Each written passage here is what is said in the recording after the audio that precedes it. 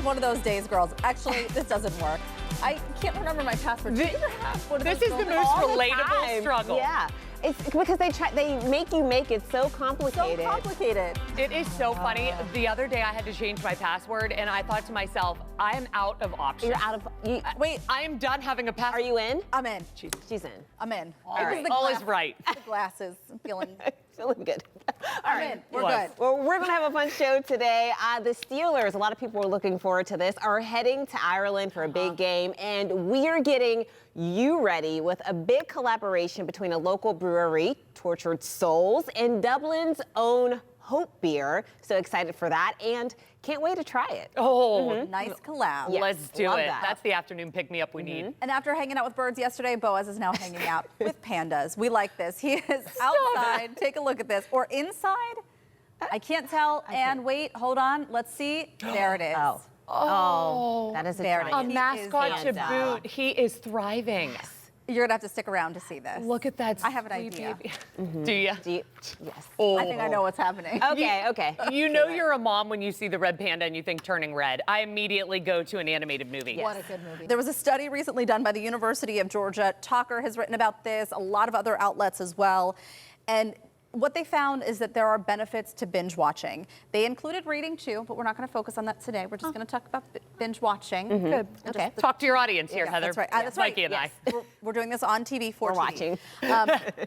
Essentially what they found is that a binge session of reading or watching shows allows you to remember storylines and then actually keeps you engaged because you start to fantasize about what happened. And I'm not talking about like, I see what Books. Yes, that's what I was looking. We were waiting. Mikey goes, I like that. I don't mind at all. A little fantasy. Me neither. Go ahead. Think about like if the last thing you did was watch a show and then all of a sudden you're dreaming about that show, it's keeping your brain engaged in a way that you're kind of keeping that storyline going. You're fantasizing about the characters or a storyline or whatever might happen. I don't know.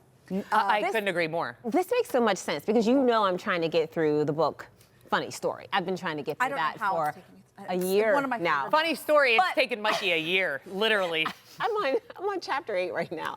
And I had to go back to the last page because I forgot what happened just that fast. I read it like 2 days ago. But this makes sense. It sure I does. need to binge more. It is that was one of my favorite books. My heart hurts right now, really bad. I read that in 2 days. Oh, bless you. Well, that's unnatural. Months. Could not put it down. I think that you just need to find your right genre. Much like a show, you're not going to keep watching a show if it's not your category. I like it though. It's fun. It's Sure. Seems like you're having a great time. I will say, as far as binge watching and fantasizing, or keeping the story going in your head, as I was watching The Pit, and tell me if this happens to you, I would watch it before bed, so much so that I would go home, and this is a shout out to all of our first line workers, our healthcare workers, ER. When they are so high anxiety and so fast paced, I would have a hard time going to bed. Because your heart rate's your up heart's now. I am in the ER. I am assisting. I am scrubbing in my dreams. And I was like, all right, maybe this is not like a before bed show. Yeah, this makes sense though. The only time that I can recall doing this, and I'm sure I've done it more, was during the pandemic when I was at home. I binge watched Designated Survivor. Oh, What's that? It's Designated Kiefer Sutherland. Yeah. Oh, And, right. Okay. Yeah. I mean, High I anxiety. probably got through, there were hundreds of episodes, it seemed. I probably got through it in 2 weeks. You were the designated survivor.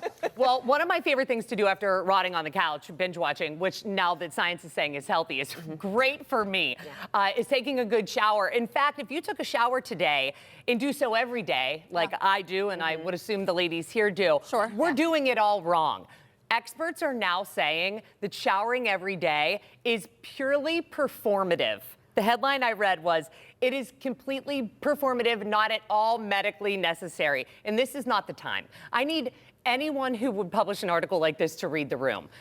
Because experts right now are saying that right now, there's no proven health benefit and hasn't been ever to showering daily. In fact, it's actually hurting your skin's biome by constantly scrubbing it and taking away all of these good oils that we have. And they said that this narrative needs to change pronto. The habit of showering every single day is cultural. And the reason that we're doing it, and again, these are experts saying this, is to avoid being judged for being smelly. It is not at all healthier for our body. And they are applauding stars like Jake Gyllenhaal, Mila Kunis, who have come out publicly before in the past saying they don't shower daily.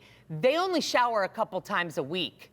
And they do so because they don't feel it necessary. A couple times a week? Yeah. I'm a disgusting. morning showerer. Always. Have to wake up. You want to get that hot water on your face, like really wake up your body. That's how I feel. But if I shower in the evening, take a bath. Yes, you know, I love that. Talking about gross. Yes. And don't shower the next day, then I feel it. If I skip that day, I feel Icky, yes. I feel like I have days on me, because you do. I'm going to add to that. Like, I have to shower in the morning because, you're right, it wakes you up. Yeah. But I have to do it at night, too, because it puts me shower to sleep. Yeah, it calms me down. It's like I'm washing away the day. I don't want to get in bed with all of the day. Like, I need it to go down the drain. Yeah. I understand that. Yeah. I will say I have showered in the past at night before, and I feel myself. I feel like my skin is drying out whenever I do that. Really? But I do. But I thought you grease up. Like I'm a donut. I'm a glazed donut. And that doesn't help? Yeah. I mean, I feel it very much. I will do it after I'm in a public place. Kenny would. If I'm going anywhere in like a crowd. Yes. If there are strangers rubbing on me. But I also have small children, and like we are constantly sticky. Yes, we are in the always. trenches of parenthood right now, where we are jam hands. We are there's always something coming out of somewhere. And I feel like I'm wearing it. I don't understand though right now, whenever as a country, everyone is kind of just, trying to go against the grain as is. Showers are not something that we should give up. We stand beside our daily showers. Please. One time a day, twice a day, whatever you need to do, but please, twice a week, no. Please, no. All right. We smell you from here. We do. All right, some really exciting news before we head to break. You can now watch full episodes of Talk Pittsburgh on YouTube. We're really happy about this. So all you need to do is go to YouTube, search KDKA or CBS Pittsburgh. Once there, you'll see the Talk Pittsburgh tab. All of our segments are there if you want to watch the full episodes, about 45 minutes. So make sure to subscribe to the KDKA page so you get all of the notices anytime a new show is uploaded. And we can't wait for you to see. I put in a formal request yesterday. Well, because look at you. Because I wanted to explore this. I wanted to see how the layout was, and you'll see all of the Talk Pittsburgh segments. Same thing with PTL. You'll see all the segments there. Right. And you have to go through until you find the clip that's 45 minutes in length. That's how you know it's the full episode. Okay, cool. So I was like, can we make a separate tab? Yes. We're organizing for Type A. Yes. We want it to be very fast. I like things to have at home. Absolutely. I love that. She was like, I'll put in the request. She's like, sure, Heather. I don't think you're asking much. Not at all. I love it. Go check it out. Still to come on Talk Pittsburgh, some of our city's finest musicians will be burning down the house this weekend. Find out where you can hear your favorite tunes from the Talking Heads live and in full. And first grade isn't just crayons and story time. It's where learning shifts into high gear, how teamwork and even robots are taking this local classroom to the next level. Plus, how you can add some of the methods in your at-home learning too. Don't go anywhere.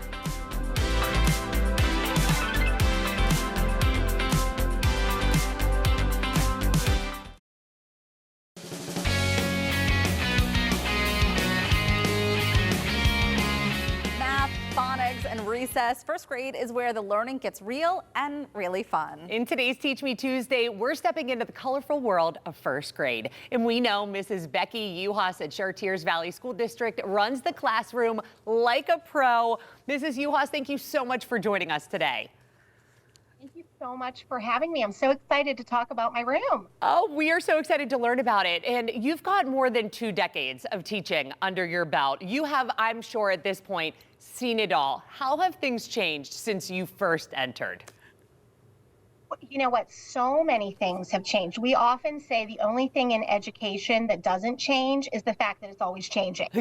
So, right? And it's true. It's very true. But technology has probably been the biggest change that I've seen in my tenure here, from interactive Promethean boards for the kids and smart boards, and kids having their own iPads. And now we're introducing robots and teaching kids how to code in first grade. It's changed tremendously. It's fantastic to keep up with the times because, as you know, so many jobs require a strong technology background. So exposing the kids as young as first grade really gives them some good hands-on early experience, makes them less afraid to try things, and then they can find their interests and continue with their passions if it's something they find that they like. That's wonderful. I know it's a lot of work, again, to keep up with some of the changes too and make sure that your kids are learning at the right speed. How do you deal with that difference? I know there are a lot of parents out there who are dealing with the nightly struggle of maybe their kids coming home from first grade with homework for the first time.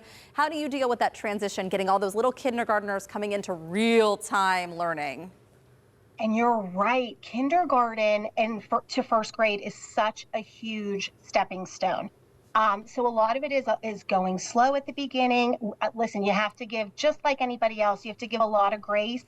You know, if there are things going on or the kids are tired the first few weeks of school, they're coming home, they're tired, they can't get to things, or they just need some time to decompress, you have to roll with that, and you have to go at their pace and make sure that you're giving them breaks throughout the day, getting them up and moving, making things hands-on, keeping them actively engaged. So all of those things really help us transition our kindergartners into really strong, successful first grade students. It's wonderful. Absolutely. And just know that we're fighting the good fight at home, too. That alarm, it rings early. It sure does. It sure does. I love it. So you mentioned before that, and on top of introducing technology, there's also been an addition of robots in your classroom. Tell us more about that. Yes, so we've started with the VEX robots at our district here at Chartiers Valley, and we're letting kids learn some basic coding. At this point, at the beginning of the year, it's a lot of trial and error. So it's a lot of hands-on discovery, not really giving a lot of direction, just letting them explore. Can they figure out how to turn it on? Can they figure out what the different buttons do? There's, sounds that go with it. They can turn. And then as we move on, we'll teach them how to program their robot to move through almost like a maze and find a picture at the end of the maze. And then as they learn more and they get more into that coding, they can do longer sequences and actually have their robots do all kinds of things. I love this, and I love that you're explaining it to us. I feel like we're in your class right now. You're doing such a phenomenal Put me in. You can tell that you have such a deep passion for teaching, and apparently it runs in the family too. It sure does. My mom was a preschool teacher for over 20 years. And it's so funny because I distinctly remember being about 5 years old and teaching all of my stuffed animals math and reading. So I kind of feel like this has been my passion since I first went to school myself. I love that. Now, as we wrap up, what would be your biggest piece of advice for, speaking of parents to support their kiddos' teachers this school year? Because I know so many of us would like to. We just sometimes don't know where to start. Very true. And it's so overwhelming. And there are so many things that are new in education, always coming out, new ways to teach math, new ways to attack reading skills. And it's not what a lot of us have learned when we went through school ourselves. So the best advice I can give is don't hesitate to reach out to the teacher and just say, I am completely lost. I do not know how to help my 6-year-old do this math, because we can walk you through it. A lot of times I'll say to parents, listen, it's, all we're trying to do is maybe explain a different way to get to solving a problem, try and clear it up and explain it to parents so that they have a better understanding. And read to your kids any kind of story, even if it's 10 minutes a night. Take turns, have your child read a page to you, you read a page to them, have some little conversations about what the story's about, and develop a love of reading. I heard you talking earlier about genres, and that's one of my favorite words to teach my first graders. But you have to say it fancy. You have to say genre. Genre. Love that. We love it. Thank you so much for what you're doing. Goes with it. Thank you so much. We're so happy you could join us. Keep up the good work. And if you or someone you know is an educator who would be great for Teach Me Tuesday, let us know. Reach out to us through our email, talkpittsburgh@kdka.com, for a chance to be featured on the show. Well, what weighs 10 pounds, eats bamboo, and lives in Highland Park? I'm not sure, but I hear that Boaz may have the answer. What do you think? Yeah, that's right. It is a red panda. I'm here with Ruby the red panda. Do you want a snack, Ruby? I brought some bamboo for you. We're going to meet a slightly smaller red panda and learn how the Pittsburgh Zoo and Aquarium is celebrating her this weekend. That's after the break.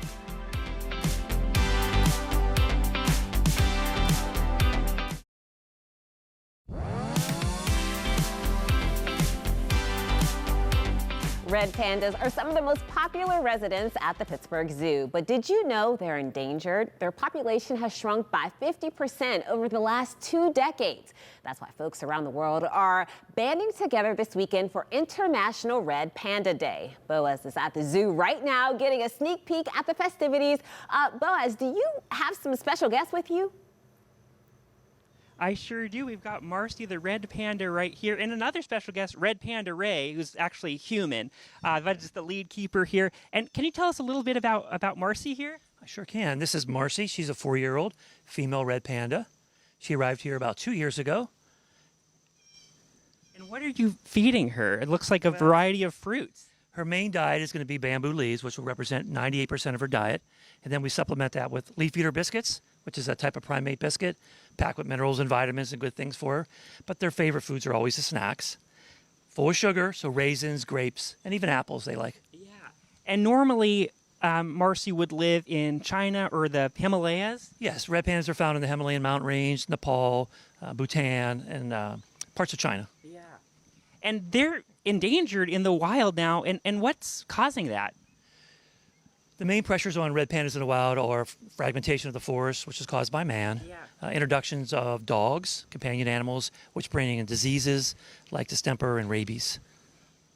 I'm sorry, I'm just so distracted. When Marcy stands up like that, it is like one of the cutest things I've ever seen in my life.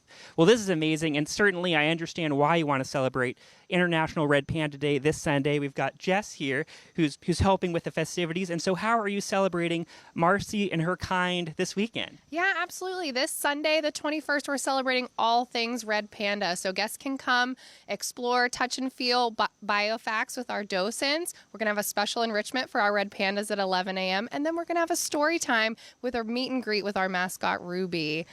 And I see Ruby sort of hanging out over there. Ruby, isn't allowed in here, but Ruby's always on hand, ready to greet guests. And what does enrichment with a red panda look like, Ray? Enrichment begins with a good design in the exhibit, lots of climbing structure, up and down, around and around.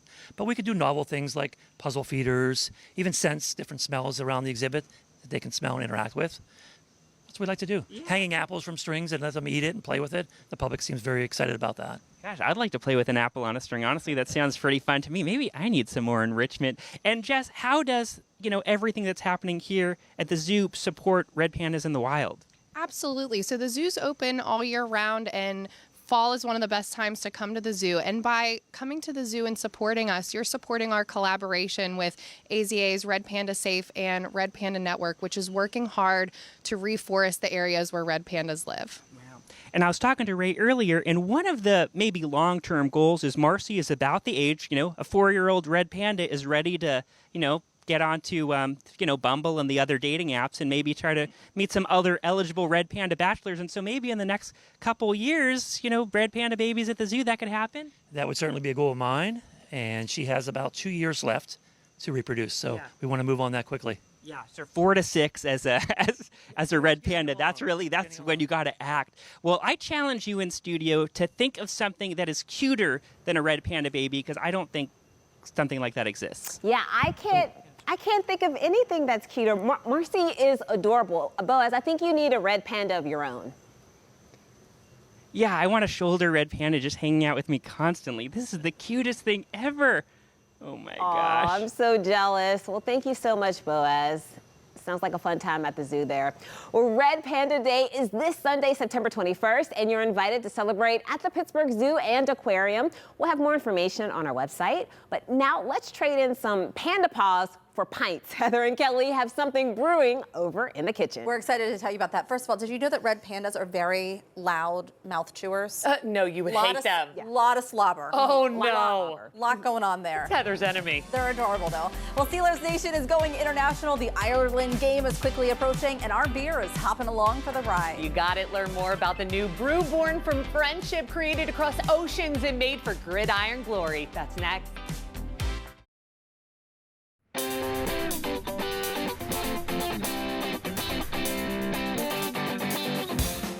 Steelers fans are getting to rally across the pond. Will be facing off against the Vikings in Dublin, Ireland. And thanks to a hometown brewery, Renegade will be flowing on both sides of the Atlantic. Love to hear that. Scott and Angela Wyman of Tortured Souls Brewing have teamed up with a brewery in Ireland to create a beer for the big game. So happy to have you here. Hi, guys. Thanks for having us. This is a really neat connection. How did this all come about? So one of our really good friends was a home brewer in Ireland, and he was friends with another home brewer. So that guy became a head brewer at the brewery, Hope Brewing.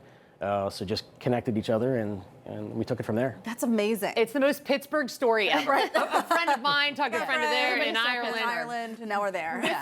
Amazing. So tell us more about the beer. How did you guys kind of consider the Steelers whenever you're putting it together? So we wanted to try to bring sort of like Pittsburgh's European heritage into the mix. So we used all German grains, all German hops. Try to use the water profile from Ireland to make this beer, and it's turned out really fabulous. And we have this cool little tiny mini keg that we're going to tap. The name was obvious. Yes. You're calling it Renegade. Yes. Which is fantastic. You mentioned some of the influences, the hops that you're using. What are we going to get from this? Is it So you're like gonna start off with it's like an American pale ale. Okay. So you're gonna get some white grapefruit up front, Okay. with more like a mango and passion fruit at the end. So I it's love really it. smooth. It's a little messy. Wow. It's a little potent. It is unbelievable. Cheers. Cheers to the Steelers. This is going to be the good luck charm. And you guys just got back from Ireland. Just got back from Ireland. You're going back. What is back. the general vibe to host Pittsburgh? I think they're really excited. There's lots of Steelers stuff going up around, but the park is like really close to where the kickoff party is going to be. So it's gonna be a really big thing. This is amazing. It's so good. It's not like too sweet like you would find with some fruit beers, but it's just enough. Like you mentioned, you're going to get a little bit of that grapefruit. It's beautiful. So they already have it flowing on the taps over in Ireland, actually. It was, I think they premiered it pretty much for their beer festival over there, and it is flying off the taps. So we are super excited, but holding off until the day of the game for us to release it, and you will only be able to get it at our brewery in New Kensington. That's amazing. Yeah, tell us more about what's happening the day of the game, because you guys are partying early. We're getting started early. I mean, the game will be on air here at 9:30 because it is 2:30 over there. So we're going to open the doors at 8 o'clock. Yes. A breakfast buffet will be ready to go. And Renegade will be flowing for everyone to come in and have some and watch the game. In addition to being able to drink it at the bar, at the brewery, you'll also be able to take some home, bring your own growler, you said. Yes. Bring your own growler. Yep. And you'll fill it up.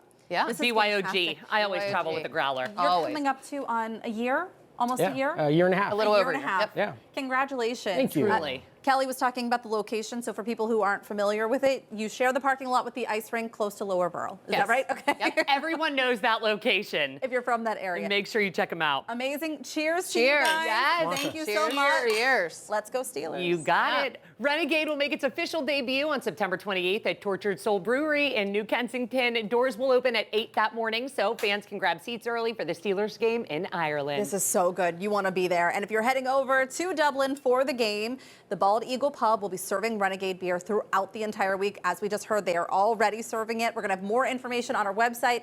Oh, and by the way, if you're going to the game or even to the pub in Ireland, email us a picture to talkpittsburgh@kdka.com. We would love to share all of the hoopla. from You over got there. it.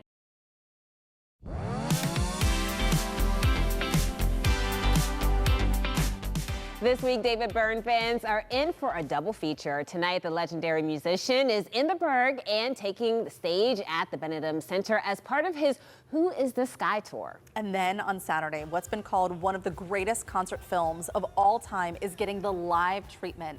The Talking Heads' groundbreaking Stop Making Sense will be performed front to back at the Thunderbird Cafe in Lawrenceville. Artist Treasure is sharing more about this special tribute project. We are so happy to have you here. Thank you so much. So happy to be here. What an undertaking to do this. Thank you. Yes, I'm so excited. I had this idea 6 months ago. I've always wanted to perform this music. It's so important to so many of us. And I was laying in bed one night late, and I popped up, Stop Making Sense. I've got to do it. I've got to sing the whole thing, you know? All of it. So All of it. Are you a big fan of David Byrne? And Huge fan. How did you prepare for this? Because there's so many songs, so much history. I've been listening to it for about 4 months now, nonstop. Yeah. You know, listening for the lyrics, listening to every groove, imagining the visuals in my head. You know, there's fresh staging. I'm making projections of a bunch of sketches that I made over the last several years. You know, a bunch of film and photos and things. Yeah. 9 musicians on stage with us. That's wonderful. Yeah. Yeah, we're seeing, I think, some of your practice, getting ready for Oh this. yeah, there's some footage. Yeah, we're watching that right right on, now. I know that it's probably hard to pick a favorite, but as you've been really studying the music and how you want to bring it to life on the stage, have you found that there's one song in particular that you're really excited to perform? Once in a lifetime. Yeah. There's this, you know, David Byrne talks about being inspired by a preacher, you know, in a suit, singing this song, saying these words, you know, addressing the people. I'm from the theater. That's my background, you know. So talking about, you know, music and theater together, how can I bring music to the stage, you know? Yeah, so that's exciting to me. In your voice, I can hear the love and the passion Oh, thanks. resonating. Yeah. And you mentioned that there will be 9 other artists on the stage with you. These are all local Pittsburgh artists. Incredible musicians. How did you bring them together? Wow, I just, I knew some folks, and then some other folks connected me to other musicians, and Reed Connolly is music directing. He's on tour all the time. I called my friend Kristen up, and Kristen is Reed's partner, and they run an organization called Keystone Artists Connect, and they're producing this with us. I mean, we're doing this together. Incredible musicians coming together. We've had 4 rehearsals now, and we'll have a 5th right before the show. Try and squeeze it in. Yeah, you know, but it's fun music to play. We all get to do it together and reach the people, you know. Are you feeling any pressure at all to bring this Of course. to the stage? Okay. Yes. I mean, no, I don't know everything, you know, and I'm not doing an impression of him. I'm not Right. interested in that. We want to serve the music, pay tribute to the music, pay tribute to the vision, and dream up some new things. Yes. This is your own interpretation of it. Thank you. And it's going to be a lot of fun. I mean, at its core, that's Yes. what this You know, is. that's It's what it all amazing. is. It's great stuff. The Stop Making Sense concert is live and in its entirety. Concert happening this Saturday at Thunderbird Music Hall. We're going to have more information on our website, kdka.com/talkpittsburgh. That was a lot of fun. It was. Still to come on the show, nothing beats a home game at Acrisure. But have you ever had a Steelers away game experience? And did you receive a warm welcome in enemy territory? Your answers are coming up next in our 3 o'clock drop.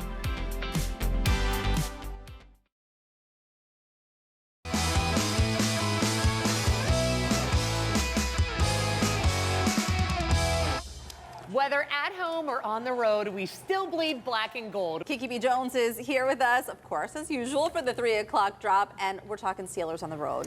Have you followed the team, and how did the fans there treat you? And I know a lot of people have strong opinions about this, and some of it, I think, is reality. Some of it is perception. Yeah. You wonder what it's going to be like. Have either of you gone on the road? I begged Mark to take me to a Ravens game when we first started dating. So this is probably 8 years ago. He said he had been to Baltimore, to the Ravens Stadium once before, and he doesn't think that my mouth would be able to stay closed from the amount of heckling I agree that with would Mark. come my way. I agree with Mark. Okay. I think, and I lived in Baltimore for 8 years, so I was living and working in Baltimore. Yeah. And I'm a diehard Steelers fan, and so on the air I'm talking about the black and gold, and when I made appearances, it was like I'm representing Pittsburgh, and they're like, "You're not supposed to represent Pittsburgh. What are you doing?" And I'm like, "Well, I'm from there," and it's like, Right. "All right, well, you get a pass, but, don't get comfortable." Like, I'm from there. What am I supposed? But then Steelers Nation is huge. Everywhere. Massive. Everywhere. So I had company. It was cool. I wonder if you find that with other teams, too. Like, do you find Browns fans No. everywhere? Do you find Ravens fans everywhere? There's some here.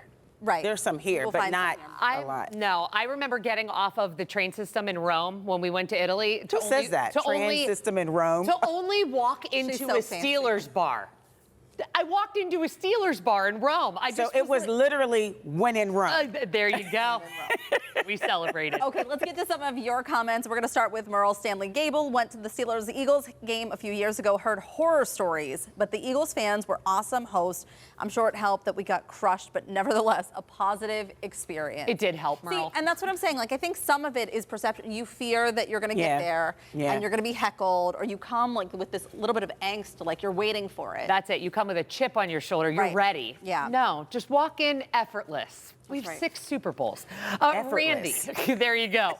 Randy Johnson said, Baltimore, even though we lost, a female Ravens fan punched my wife hard in the shoulder as we exited their stadium. See, Randy, you have the same wife. That's why you have the same wife go. my husband does. That's why you can't go, because you would have hit back, and you can't. Jail is not cute. No, it doesn't look. Jail ain't cute, girl. Very few people look good in orange. Nope. Be nice. But physical violence, honestly, like, it's one thing to heckle a little bit, which is also annoying. It's so annoying. But physical violence, I don't know. Not necessary. Not touch each other. Those guys get paid regardless. All right, there you go. Our next one. Does a Super Bowl count? I was blessed enough to attend Super Bowl. SBXL. 40. That's 40? Yep. Are Okay. we sure on our Roman numeral? Okay, fine. Okay. In Detroit, Steelers versus Seahawks. It was basically a home game with all the fans there, but definitely a once-in-a-lifetime thing. That's amazing that you got to go. Yeah. Amazing. I'm going to be very honest with you. If I was given free tickets, I would not go to the Super Bowl. Why? I have zero interest in going to that sporting event. Can I have them then? Can Heather and I have them? Well, I haven't been offered them yet. Here's the thing. Oh, we won that Super Bowl. See, I just needed the Roman numerals That's explained all. to me. Okay. That's all. But you love music, so it's basically I love music. I love concert crowds. with men in tights. Why wouldn't you go to the Super Bowl? There's just something about, I have no patience for the lines. I feel like it would just be too much. I don't like getting to games right at kickoff. sorry. I like to gab and yap and look around. And I feel as though, especially if I was with my husband, Mark, he'd be there at noon. It's the lines. What It's is- for who the are Super you? Bowl. Is that are you? is that All right. annoying? That is annoying. Let's get to super our annoying. next Can I get comment. field seats for the halftime show? We'll talk. All right. Next up, see, now I folded these. It's Melanie. The Christmas game against the Texans a few years ago. So many Steelers fans there, and everyone was super friendly. Yep. The tailgate of mixed fans next to where we parked invited us over to hang out. It was a great experience. See how they're saying Steelers fans are friendly. See? We're friendly. You're not. Leah says, I've been to several. I've never had any issues except for a bachelor party in Denver that was sitting behind us. We do travel well, so that always helps. You're not alone. You're not the only black and gold in any stadium. Bachelor party at a Was sitting behind them. Yeah. Let them go. He was excited. He was getting married. We're going to grand excuses there. Okay. Leah said, I've been to several. That's I've never the one had I it. just read. Oh my Paula. gosh, I'm so sorry. We're going to Paula. Hey, Flew Paula. into Green Bay, all geared up back in the 80s in a box next to Packers owners. Ooh. We bantered back and forth the whole game, then lost. Had to turn that gear inside out to get out of the stadium. Paula. Next to the owners, we lost. That's tough. Okay, so this one is a lot. I've actually heard that Cleveland is kind of friendly. Yeah, I have too. I have not. But should be humble. I do think it depends, because as we're hearing from Karen, she says, don't go to Cleveland. Oh. They ripped my grandson's terrible towel out of his hands and threw beer on them. He had to leave and go sit on the bus. By the way, she also let us know that her grandson is 6'2" and over 200 pounds, so it must have been a bad situation. I was thinking kid here for about Yeah. 5 seconds, and I thought what I would do if someone ever did that to Oh my my child. gosh, yeah. 6'2" and over 200. You got this. You got this. Grocery store, in Baltimore, walked in a grocery store, they had terrible towels on the floor. And it was raining. And I walked in, I'm living in Baltimore at the time, and I'm like, You can't do this? not Myron, what is wrong with you? How dare you? I forgot about that. How dare you? Oh, dare you? my goodness. Sorry, go ahead. I don't even know. Karen, I'm so sorry that happened to your family. I'm I can't traumatized. process, truly. Mary said, Buffalo was incredible in the early 80s, had an amazing time until we got to our truck with 4 flat Get tires. I actually, you know I don't what? even know. I went to college with a guy who was a Buffalo Bills fan, and I feel for him. And I would like to see the Bills win a Super Bowl for them. They would too. I know Yeah, they would. right. I really would. I feel. I've always had a soft spot for Buffalo because they have terrible winters, as do we. Give them a Super Bowl. So I Give it to feel 'em. like we can all be nice to Buffalo. They Let 'em deserve play. it. Let 'em Josh play. Allen. 4 feet of snow. I mean, come on. feel bad. Get a participation award. Yes. We'll be right back.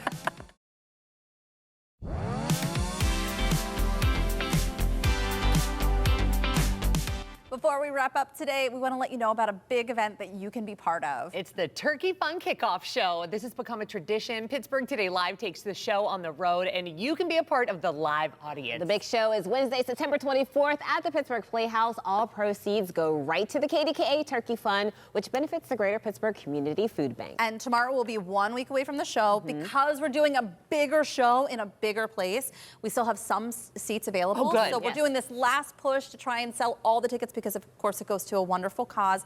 So tomorrow we are going to be live at Point Park with some more surprises to tell you about. We really would love to see you there and help us kick this off in a big way. It's going to be a fantastic show. It's going to be so fun. Being an audience member for those shows, too, is so fun. It's a blast. It really is. Well, coming up tomorrow on Talk Pittsburgh, turning pavement to a plant haven. In the grand finale of our Summer Garden series, Boaz is taking us to a Mount Lebanon home where a plain slab of pavement has transformed into a jaw-dropping jungle escape. And we are so ready for fall flavors. The roaming bean is letting us behind the bar to become the baristas we were born to be. Plus, Janoski's Farm is bringing autumn to our backyard. All right, well, thanks for joining us for Talk Pittsburgh. We will also be streaming on CBS News Pittsburgh tonight at 9. KDKA TV News at 4 starts now.